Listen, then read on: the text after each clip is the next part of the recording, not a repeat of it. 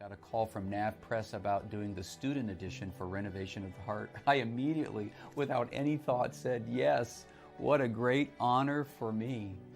When it sunk in what I just said yes to, two immediate challenges emerged that literally freaked me out. True confession, I had purchased the book, but I hadn't finished it yet. You see, this is not a book you read on a short or even a long plane ride. This is a one page at a timer type read. Second challenge, I was told that I needed to cut a third of the content of the book. So I dove in. I took a picture of my 4 kids first.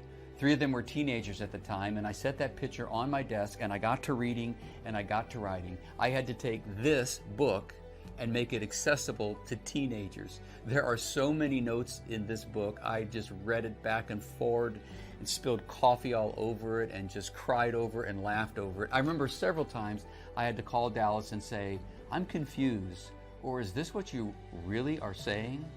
And I have to tell you, this book shifted my paradigm on so many fronts. One particular concept that really rocked my world was this from Dallas. You can't just believe something as the right answer.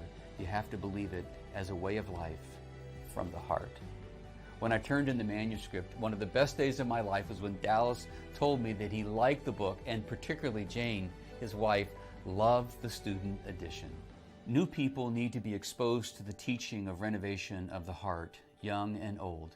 Well, maybe a good place to start is the student edition, and then graduate to the meat of the original source.